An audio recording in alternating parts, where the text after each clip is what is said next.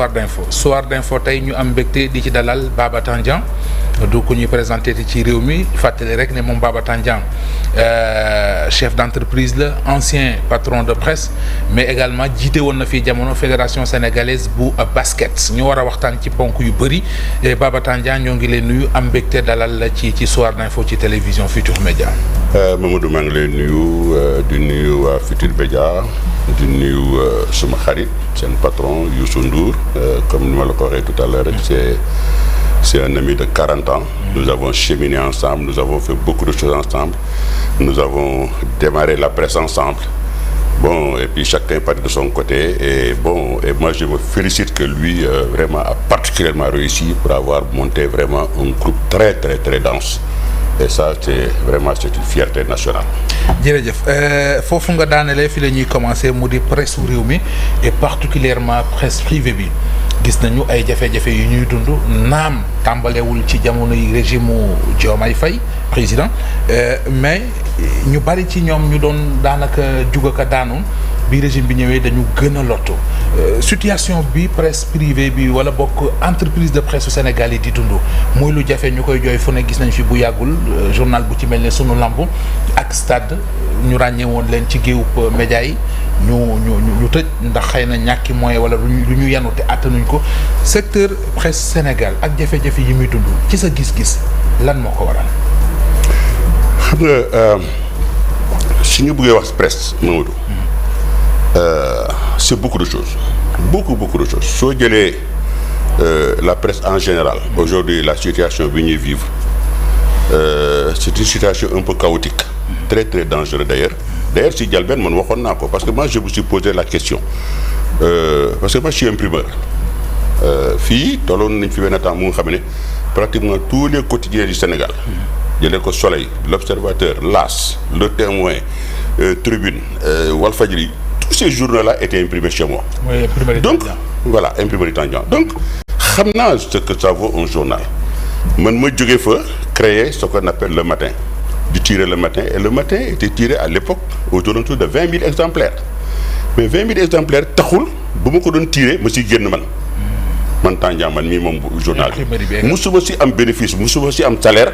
lépp frais yëpp mu ngi yem ci charge journal bi entre les salaires heureusement que aussi on payait les salaires mais pour dire que la difficulté des journaux moom mooy journaux yi attanuñu seen bopp et surtout que quand je vois aujourd'hui les journaux tirés en couleur dama leen jox benn exemple rek sur le plan financier un journal en couleur boo ko defaree ba pare ba mu jeex ba nga jaay ko ba nga war ko jaay tu ne peux pas le vendre à moins de 275 francs. benn pour nga mën ci génn. bu boobaa pour nga mën ci génn ça veut dire que il faut le vendre à 275 francs vendre à peu près 5000 exemplaires et payer l'imprimeur payer les journalistes et éventuellement payer ses impôts s'il y a impôt parce que aussi il faut dire que les journaux ne sont pas taxés en impôts. Non. Les journaux ne sont pas taxés en impôt à l'époque d'ailleurs c'est ñun ñoo xeexoon loolu ba nga xam ne les journaux étaient détaxés papier bi nga xamee ne moom ngay jënd pour tirer le journal il est détaxé tu payes exactement 2,9% si mes souvenirs c'était 2,7 ñu indi ko 2,9 si mes souvenirs sont bons ce qui fait que le journal est le produit le moins taxé fiscalement. D'accord mais doon nañ fay li ñu fay moo bariwul. Parce que non du ñu fay man je me rappelle pas où j'ai déjà payé sauf boo amee publicité là la publicité tu fais une facture. Effectivement ouais. Après dam TVA beeg yooyu ça on comprend. Voilà une publicité que tu veux payer 100 000 francs mais 100 000 francs tu rajoutes la TVA 100 000 francs ngay fay ko waa ji tu rajoutes la TVA 18% ces 18% maintenant appartiennent à l'État. Maintenant nag si toi à l'État tu dois le rembourser mais aussi il faut dire que si TVA bi ni nga koy rembourser contrairement à ce que les gens pensent mën nga dem sax facturer autant de TVA et ne rien verser ça veut dire que toi on t'a facturé beaucoup de TVA parce que la TVA c'est-à-dire que c'est du revolving c'est-à-dire que li ngay encaisser ak yow sa bopp yow boo encaisser ay factures comme ay plaques ay films ay ainsi de suite ñu facturer le TVA bi da ngay jël TVA boobu nga déduire ko ci TVA bi nga xam ne donc bu fekkee dafa des nga reverser ko bu fekkee desul maintenant même bu fekkee bu ëpp na maintenant c'est le trésor qui te donne l'argent donc ce qui veut dire que c'est un impôt qui est réglable c'est pas aussi compliqué que ça mais les journaux 275 pour un quotidien en couleur pour un quotidien en couleur nga dem jaay ko 100 francs man la question que j'ai posée j'ai dit mais nom de Dieu mais ñii comment il faut pour s'en sortir. Alors la situation personne n'a pu l'éclaircir tout le monde a vendu à 100 francs d'ailleurs yéen a commencé loolu sax d'ailleurs waa observateur yéen a commencé journal à 100 francs en couleur ma woo Youssou à l'époque ba ne ko mais boy yow comment tu vas sortir avec ça bu daa gars yi jox ko defa maintenant Youssou avait une chance parce que il tirait beaucoup tirait aux alentours de 80 000 100 000 mais là avec la quantité il arrivait à s'en sortir avec les prix mais ñeneen ñi nga xam ne ils tirent ay 3 000 4 000 aujourd'hui pratiquement 70% des journaux tirent ay 1500 exemplaires moi je me demande 1500 exemplaires comment ils s'en sortent ce qui fait que il faudra vraiment nettoyer le secteur. Voilà mooy charge yu bari yi par exemple parce que nee nga par exemple journal booy jaayee 100 francs alors que 275 nga mën a jaay pour génn ci donc yaa ngi ci difficulté yi mais ci côté charge yu bari yi. Non c'est-à-dire qu'en fait ce qu'ils font les journaux aujourd'hui bon la plupart parce que man j'en sais quelque chose parce que la plupart ñu doon tirer journaux chez moi ñu bari m'ont laissé des factures du ma leen tudd mais m'ont laissé beaucoup de factures impayées parce que en fait mënoo fay l'imprimeur fay tes salaires nga génn si mënul nekk forcément il y aura un qui va ramasser des casseroles et la plupart ce sont les imprimeurs le salaire dañuy taaba dugal fii génne fii ainsi de suite parce que le journaliste il faut aussi qu'il vive mais moi je pense que bon peut-être xëy na peut-être mais ma jaaxal mooy dañuy dégg aide à la presse soutien bu état bi daan joxe pour jàppale leen et malgré ça ba léegi dañu nekk ci ay difficultés. Oui mais l'aide à la presse est insignifiante par rapport la masse financière bi ñuy jot. Aujourd'hui cette masse financière aide à la presse il faut dire que ñun c'était notre bataille c'était à l'époque man Babacar Touré du Sud Sidi Lamine Niass Mamadou Oumar Ndiaye en fait bariwul woon on était à peu près 5 ou 6 ou 7 journaux et peut-être quelques sites internet dont Mériscana les gens ne se rappellent plus mais Mériscana c'était la première structure aujourd'hui qui avait créé un peu le site internet xam nga gars yi foofu la ñu doon dem pour recueillir des informations donc l'État avait mis en place ce système qui nous aidait à l'époque bariwul woon c'était dans les 400 millions bon aujourd'hui on est à plus de 2 milliards et quelques. Bon 2 milliards lañ ko bëgg a yóbbu. Oui mais on n'est pas loin de 2 milliards li ñu jot déjà. Mais aujourd'hui boo xoolee mais la presse là mais y en a partout dafa mel ni koñ boo romb rek comme foo gisee ñuy jaay gerte caaf rek foo romb rek am na presse bu dul site internet muy journal bu dul journal muy ceci muy cela mais ça aujourd'hui si les gens veulent vivre ils veulent compter sur l'aide à la presse pour vivre et l'aide à la presse ne permet pas justement même de grands groupes comme vous de vivre c'est pas possible vous ne pouvez pas donc ce qui fait que l'État décide de nettoyer et d'assainir le secteur de la presse oui mais cela demande une concertation et c'est pour ça que moi j'attire l'attention du pouvoir vraiment man s'ils veulent compte tenu aussi de mon passé d'homme de presse parce que quand même j'ai été percusseur de la presse sénégalaise ici comme wax naa la ko tout à l'heure ma ne ko le matin a créé beaucoup de grands noms de la presse et a créé beaucoup de titres dont l'Observateur, RFM, TFM, tout ça c'est des dérivés du matin. Donc, ceci dit, moi s'il me permet, et que aussi mes collègues patrons de presse, moi je suis vice-président des éditeurs de presse du Sénégal aujourd'hui. Vice-président de? Oui, vice-président des éditeurs de presse du Sénégal. Moi je viens après Mamadou Ibra Kane. Mooy CEDEPS. Voilà, CEDEPS. Donc, mais je siège rarement, j'assiste rarement aux réunions.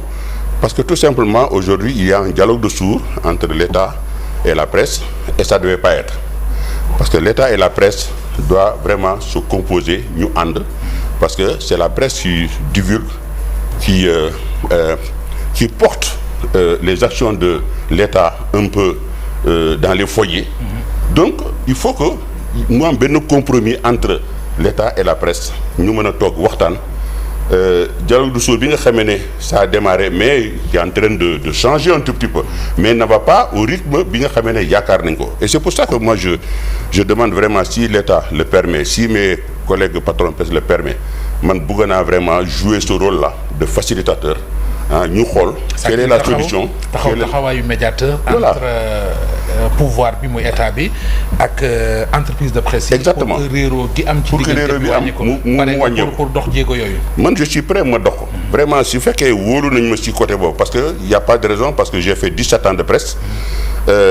Journalistes yu bëri ñu ngi fii de grands noms de la presse ñoom ñëpp seen premier salaire si man la jógee. mais est-ce que loolu nga yéene jooju nga am yaa ngi ciy dox maanaam ndax jot nga cee wax ak ñaari wàll yi ndax jot nga ci leen ti touché. non wala fii nga ko waxee fii nga joxe. non commencé naa ko d'ailleurs ak ñoom Alioune Tine ñoom Moundiaye Cissé on s'est beaucoup parlé. Pour essayer ñu daje waxtaan bon mais à l'époque bi ñu ko doon def tension bi dafa demoon ba ëpp. Alors bon souvent la première fois on voulait faire une réunion def réunion un peu à la maison de la presse. Bon avec la tension qu'il y a moi je pense que j'avais proposé à l'époque ñoom Moundiaye Cissé bon que ñu ñëw suma kër ñu toog foofu qu'on discute là-bas peut-être que xëy na ce qu'on appelle un peu un terrain neutre nañu mën a waxtaan. Essayer de trouver une solution mais dans tous les cas de figure. C'est en tant qu'acteur de société civile. Oui, en tant qu'acteur de société civile, en tant que chef d'entreprise, en tant qu'ancien patron de presse. Donc moi j'ai beaucoup de casquettes qui me permettent un peu d'être dans cette position-là. Maintenant, comme on dit, tout dépend maintenant des acteurs qui sont en conflit. Et bon, je dis conflit, mais en fait réellement c'est pas un conflit. Bon, il y a un manque d'incompréhension entre les deux parts. Et loolu nag il faut ñu yëkkati ko. mooy concertation bi nga junj sànq ci jamono ji ñuy assainir milieu presse bi ba teg benn plateforme bay wax média entreprise de presse yi légal ak illégalul da nga wax ci sa biir yoo xam nga ne dañ ko waroon a lal ci concertation dafa mel ne concertation boobu moo ci amul ba tax mu am relation heurtée bi ñuy dund jamono. xam nga c'est-à-dire que tout le problème est là c'est-à-dire que entreprise de presse bu légal ou bu légalul parce que en fait je me rappelle bien à l'époque pour créer une entreprise mais je pense qu'il faut pas grand-chose justement pour créer mais tey bu fekkee am na situation bu litigieux dañu war a woon nit ñi ñu toog ñu waxtaan balaa ñuy divulguer loolu di ko génne sur la place publique donc je pense que loolu bu ñu ko defoon wala ñu jël quelqu'un xam ne qui peut être un médiateur au milieu discuter fii ainsi de suite pour arriver à assainir les positions de chacun de part et d'autre xëy na peut-être que ça aurait pu trouver une solution mais je pense que. mais est-ce que du doxinu état bi également moo tax entreprise de presse yu ci bëri ragal parce que bu fekkee da nga ñëw imposer wala nga indi problème mu fisc d'accord nañu entreprise de presse day fay fisc mais nga doxalee ko noo xamante ne ñu bëri dañ ci néew doole muy benn ñaareel ba nga wëlbatiku convention yi ñu doon am ak entité état yi nga dagg ko muy ñaari problème ñetteel mooy nga ñëw ne damay assainir milieu bi est-ce que loolu it taxul presse bi jàpp ne état bi dafa jóg pour dal seen kaw. waaw loolu la ñu yaakaar. mais xëy na peut-être que c'est un début d'assainissement. mais est-ce que c'est pas trop dur est-ce que mettiwul trop.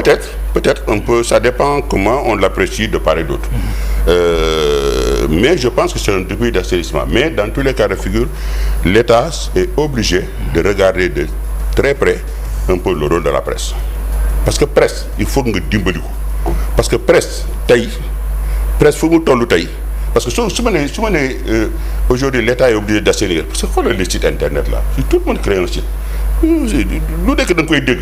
ñu la taagawul fii ñu xas la fii bu ñu la xasul fii ñu wax la fii naka su dul noonu et ainsi de suite bon dañuy sant yàlla bon jusqu'à présent on est parti mais je pense que c'est pas ça la presse c'est d'abord éduquer. Informer. Juste et vrai. C'est ça la presse. La responsabilité quoi. C'est la responsabilité. Su déggee à l'époque ñuy wax ne boo bindee dara dans un journal combien de fois moi j'ai été appelé à la police mais en fait c'est pas grave en fait mais c'est le fait d'être patron de ce journal-là et que suma benn journaliste le responsable du journal ñu bind ci biir ñu woo le responsable du journal woo le patron du journal ainsi de suite ça c'est pour montrer la responsabilité un peu des responsables de journaux donc c'est pour ça que je disais que journal dafa laaj lu bari te nit ñi léegi kenn xamatul chacun crée ce qu'il veut ku nekk def lu la neex et ainsi de suite maintenant nag avec l'histoire un peu de la réglementation des aides ou des conventions et tout ça parce que c'est vrai qu'il faut mettre une fin à ça ou bien ou bien nga xool nga saytu lan moo fa xew parce que on avait vu à l'époque ku nekk da nga am xarit un peu dans les administrations tu crées ton petit truc le copain bu jàppale la il te fait des conventions mais convention bu mu lay defal est-ce que yow service bi ngay def est-ce que tu rends service à la nation mais parfois je vois de ces titres je ne le crois pas. mais leneen lu jaxase également milieu presse bi mooy réseaux sociaux yi parce que fi mu nekk tout le monde est devenu journaliste. il y a pas de amul vérification amul recoupement amul source yu fiable maanaam mbedd daal te on a tendance li ñuy gis mooy dafa mel ne nit ñi ci réseaux sociaux yi sax la ñuy gën di informer woo que ci médias classiques yi. xam nga soo gisee man personnellement moi je dis il y a un côté où je suis d'accord avec l'État. C'est mettre de l'ordre. Dans les réseaux sociaux là il y a pas d'ordre. Non il y a pas d'ordre il y a un peu de l'anarchie totale. Bon doo ciblé na kii ak kii kan moo si sérieux kan moo si wax man comme je te dis rek je pars dans le principe que la presse doit informer vrai et juste. La presse doit être doit éduquer. Alors si aujourd'hui pardon les journaux am na état am na moyen bu nga xamee ne mën na obliger journaux yi ñu informer vrai et juste mais mooy nga bind loo xam ne tu n'as pas de source c'est pas vérifié c'est pas fiable dañ lay traîner yóbbu yoon mais par contre les sites on a vu c'est un peu les laisser aller donc moi je pense que c'est important il y va même d'ailleurs de votre groupe il y va de d'autres groupes sérieux que l'État mette de l'ordre dans ça parce que quand même yéen quoi qu'on puisse dire vous êtes un groupe sérieux donc et vous faites votre boulot vous faites votre travail vous informez vrai et juste maintenant ça dépend de l'appréciation de chacun maintenant moi je pense que ce ne reste que ça rek vous avez intérêt que l'État mette de l'ordre dans ce secteur-là. sànq yaa ngi may wax sa biir wax ne vice-président bu CDEPS nga muy conseil des diffuseurs et éditeurs de presse tey am ndaje mu ñu woote woon di ci waxtaanee code bi tënk publicité ci réew mi am ñu ca woon mais dañu dégg ne waa CDEPS bokkuñ ci ñuy convié woon ndax dëgg la am déet bu dee lu am la lu tax. non je suis pas au courant je suis pas au courant d'abord de cette réunion. yëguma ko. Vous n'êtes pas au courant de la réunion qui a été convoquée aujourd'hui? Non. Non, je suis pas au courant. D'habitude, parce qu'en fait, il faut dire que dama génnoon ci dëkk bi nekk bitim réew. démb laa ñëw. bon xoolaguma sumay mail. mais parce que souvent bu ñu amee ay réunion wala bu amee ay informations yu mel noonu. dañuy envoyer ay informations sur les mails te j'avoue que vraiment bi ma ñëwee ba léegi xoolaguma sumay mail xëy na peut-être am na mais bu ma génnee fii moom dinaa woo le président ma laaj ko exactement situation bi naka la demee. très bien ñu waxtaanee leneen loo xamante ne ji xëy na ñaare dana jafe nit gis la ci télé wala ci jëmm te xel du ci dem muy basket. jiite woon nga fi ay jamono fédération sénégalaise bu basket ami jéego yoo ci def ñu la ci doon dégg ànd ceeg équipe bi di gagné ay titres dund ci difficulté appréciation bi nga am ci basket bu Sénégal actuellement. waaw man daal vraiment faut dire que Mamadou j'essaie de tempérer un peu mes ardeurs. Comme on dit. À l'époque dama doon fetal rek gauche droite. ma fa 1 2 3 rek ma fetal yooyu du ma ko sax caaxaane surtout basket du ma ko café parce que xam nga basket lu ma may moo bari. su ma doonee tey li ma doon tey je le disais un peu à tout le monde léeg-léeg dama ciy bokk je suis l'un des rares sportifs à être décoré par 3 présidents. Abdou Diouf officier de l'ordre national du Lion. Ablaye Wade grand officier de l'ordre national du Mérite. Macky Sall grand croix de l'ordre national du Mérite. mais ci décoration je suis le seul sportif à avoir donc loolu sport bi moo ma ko may ak aussi sport bi su ma nee sport bi moo ko may parce que le soubassement c'était le sport parce que ñëw di liggéey suma réew créer suma entreprise créer un groupe de presse créer ceci di def ay teranga ci dëkk bi di def ay aide ci biir dëkk bi loolu yëpp ça a joué mais le basket suma àdduna la c'est ma vie tey su ma mënoon tey def lu ñuy wax basket bi dellu si waat nu mu meloon j'aurais donné n'importe quoi pour que ça vienne mais pas pour ñu waat jiite waat basket bi ça ne m'intéresse plus wax dëgg yàlla ça ne m'intéresse plus. mais évolution am na côté infrastructure gis nga Dakar Arena gis na compétition internationale yi Sénégal di bokk évolution am na ci domaine yu bëri. monsieur Tandian. oui mais Dakar Arena lu mu jëriñ on a dépensé beaucoup d'argent pour rien. Pour rien. Comment ça pour rien? Non, pour rien. Dakar Arena c'est fermé 12 mois sur 12. Non, dynamique compétition. Bonne compétition. Moi, compétition balle bi. Wow. Mais ça c'est Gallo, c'est privé. Gallo il a l'argent. NBA dañ koy jàppale. il a des sponsors, il a des moyens, il vient, il loue la salle, il fait son truc, il s'en va. Mais la fédération joue quel rôle là-dedans? Rien, zéro. gis na waroon nañ ko gën a mën a exploiter ci. même bu dee dañ ciy jaay seen tubéy sax wala jaay seen dàll sax ils doivent aller occuper ce stade-là parce que loolu moo tax ñu tabax c'est pas fait pour. ay concert ak ay meeting politique c'est pas fait pour ça. Maintenant man daal boo leen xoolee aujourd'hui le basket je crois que d'après les informations que j'ai eues le Sénégal a rétrogradé à la 43e place mondiale sur le basket national et il est à peu près à la 12e place. 12e ba 43e. 43 c'est grave. ci classement FIBA. ci classement FIBA. mondial 43 c'est grave. parce que j'ai l'impression que les dirigeants qui sont à la tête de ce basket man du ma tudd tur ni rek. mais dama bëgg les gens ñi may waxal ils se repressent. mais les dirigeants qui sont à la tête de ce basket il y a que eux qui croient que le basket marche. Regardez le roi et la reine. Il y a 15 ans 2 pays ont tenté de nous copier moom mooy Mali ak Côte d'Ivoire mais le roi et la reine dafa jëloon benn envergure bu nga xamee le joueur là ne voulait plus rien comprendre mooy démarrer championnat bi ñu reyante chacun voulait être roi parce que être roi ça veut dire synonyme que dinañu am oto dinañu am kër dinañu am frigidaire dinañu am voilà. dafa meloon ne joueur footballeur bu ñu ne yaay ballon d'or africain. ma ne dafa meloon ne ñu ne footballeur bi yaay ballon d'or africain. Exactement. Parce que tu as tous les privilèges parce que je me rappelle ndeysaan bi ñu génnee ci fédération bi dama ne bu ñu dàqee. voilà parce que noonu rek laa ko mën a juger bi ñu génnee mu dajeeg ñoom taxi.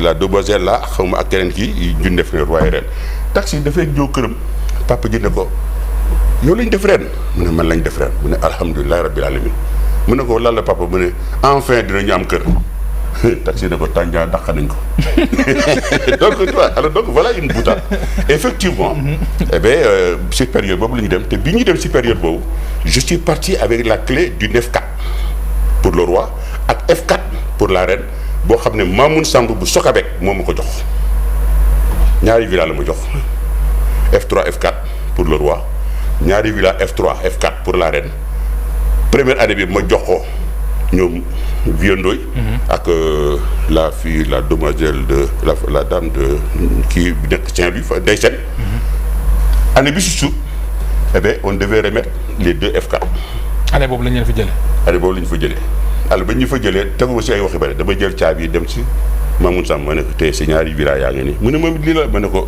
dàq nañu ñu ngi def dama lay delloo si ñaari villa ba delloo ko ñaari villa donc c'est pour vous dire et depuis bi ñu demee ba léegi on a vu c'est le désert total il y a plus rien stade bi ba fa demee léegi amatul nit alors man daal je lancerai un appel aux autorités monsieur le président Diomaye Diakhar Faye madame la ministre Khady vous êtes là Khady dimbali leen ñu ngir yàlla li day war a suul le Sénégal est un très grand pays de basket qui se fait respecter partout dans le monde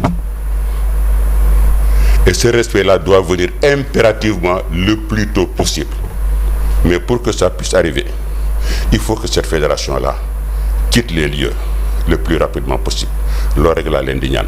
jërëjëf Baba Tandian ñoo ngi lay gërëm bu baax. jërëjëf waxtu yi dab nañu malheureusement duñ mën a gën a xuus parce que li ñu cëraloon ci waxtu moo jeex am mbégte dalaloon ko moom Baba Tandian di chef d'entreprise ancien patron de presse jiite woon fii jamono fédération sénégalaise bu basket gërëm leen di nit ci ni ngeen àndee ak télévision Futurs Médias ci kanam.